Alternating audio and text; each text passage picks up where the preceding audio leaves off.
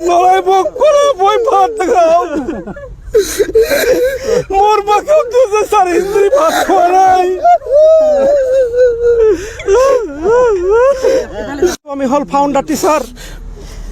মোৰ স্কুলত 6জন শিক্ষক 5জন হৈ গৈছে। মই স্কুলখন জন্ম দিছিলোঁ, টিন লগাইছিলোঁ, খুঁটা লগাইছিলোঁ, মাটি কাটিছিলোঁ, গোটেইখিনি কাম কৰিছিলোঁ। আজি মোৰ স্কুল মোৰ পোষ্ট হোৱা নাই। 30 বছৰ কাম কৰিছোঁ। যেতিয়া মই ঘৰত আহিলোঁ, মোৰ ল'ৰাই সুধিলে, হে দেউতা, তোমাৰ চাকৰি হোৱা নাই? মই কৈছোঁ হোৱা নাই। ল'ৰাই ভোগ কৰা, মই ভাত দেখাও। মোৰ বাকেও তো যে স্যাৰ হিন্দি ভাত খোৱা নাই। পৰা শিক্ষকসকলে আপোনালোকক কৃতজ্ঞতা প্ৰকাশ কৰিছোঁ প্ৰথমতেই।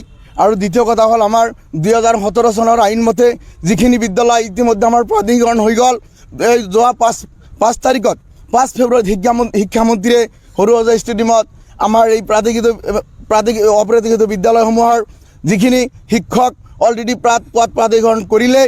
আৰু তেখেতৰ আমাৰ ইমান বঞ্চিত কৰিছে যে আমাৰ আৰবী শিক্ষকসকল, হিন্দী শিক্ষকসকল, এছিষ্টেণ্টটো একেদৰে আমাক বঞ্চিত কৰিছে। গতিকে বিশেষকৈ আমাৰ শিক্ষকবিলাক, আমি এটা স্কুলত আমি 6জন-5জনকৈ শিক্ষক আছোঁ। তাৰ মাজৰে আমি আৰবী শিক্ষক হওক। আজি 3জন শিক্ষকক তেখেতে পদ প্ৰাধিকৰণ কৰি বেলেগ স্কুলত জইন কৰিছে। আৰু আমাৰ এই আৰবী শিক্ষক এইটো কম্পালচাৰী এটা শিক্ষক, এজন কম্পালচাৰী শিক্ষক, ভাষা শিক্ষক। গতিকে এই শিক্ষকজনৰ কাৰণে আমাৰ এমি মাদ্ৰাছালৈ পৰিণত হৈছে। গতিকে আজি সেই কম্পালচাৰী ছাবজেক্টটো বাদ দি পেলাই 3জন শিক্ষকক পদ প্ৰাধিকৰণ কৰিছে। আজি আমি সেই স্কুলত আমাৰ পদ প্ৰাধিকৰণ হোৱা নাই। পদ প্ৰাধিকৰণ নোহোৱাৰ কাৰণে আমি আজি ৰাস্তাত ধাৰে ঘূৰিবলগীয়া হৈছে। আমাৰ বহাৰ জেগা নাই, আজি মিটিং কৰাৰ জেগা নাই। তেখেতে প্ৰাধিকৰণৰ পিছত তেখেত বেলেগ স্কুলত জইন কৰাই দিছে। আমি আজি ৰাস্তাত ঘূৰিবলগীয়া হৈছে।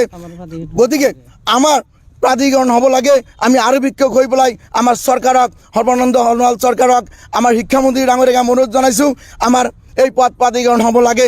আজি আমাৰ ন্যায্য দাবী, এই দাবীটো আমাৰ মানিব লাগিব। আমাৰ 20 ফেব্ৰুৱাৰীৰ আগত যিটো দ্বিতীয় তালিকা প্ৰকাশ হোৱাৰ কথা, সেই তালিকাত আমাৰ নাম অন্তৰ্ভুক্ত কৰি আমাৰ পদ প্ৰাধিকৰণ কৰিব লাগে বুলি আমি বিনম্ৰ অনুৰোধ জনাইছোঁ। আজি আমাৰ চাওক, আজি আমাৰ এই বাইদেউবিলাক পিতৃতুল্য দেউতাকৰ নিচিনা।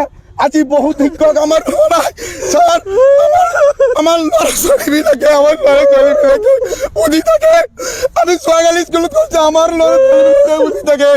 গতিকে আমি তীব্ৰ বাগানে কৰি ওলাই নিদি পেলাই আমি অনুৰোধ কৰিছোঁ ছাৰ। আমাৰ বিদ্যালয়ৰ ল'ৰা ছোৱালীবিলাক কান্দি থাকে, ছাৰ আপোনালোকৰ পদ প্ৰাধিকৰণ হোৱা নাই, আপোনালোকৰ পদ প্ৰাধিকৰণ হোৱা নাই। আমি ভাষা শিক্ষক, আমি আৰবী ভাষা শিক্ষক এছেম্বলিতে কৈছিল যে ভাষা শিক্ষক। আজি ছাৰ আমাৰ যিবিলাক ছাত্ৰ ছাত্ৰী স্কুলত শিক্ষক প্ৰাধিকৰণ হৈছে, আমাৰ প্ৰাধিকৰণ হোৱা নাই। আমাক ছাত্ৰবিলাকে কান্দি থাকে। ছাৰ আপোনালোকৰ কিমান দিন ধৰি কাম কৰি আছে? মই 18 বছৰ হৈ কাম কৰি আছোঁ। আৰু আমাৰ এখেতে 30 বছৰ 25 বছৰ বিনা বেতনে কাম কৰি আছে ছাৰ। গতিকে আমি শিক্ষামন্ত্ৰীক, আমাৰ অটল ডাঙৰীয়া চৰকাৰ শিক্ষামন্ত্ৰীক আমি অনুৰোধ জনাইছোঁ, তেখেতে যাতে আমাৰ বৃদ্ধ মা-দেউতাকৰ ভাত দিয়াৰ কাৰণে অন্য ব্যৱস্থাৰ কাৰণে ব্যৱস্থা কৰে। আমাৰ ল'ৰা ছোৱালীক যাতে শিক্ষাদান কৰিব পাৰে।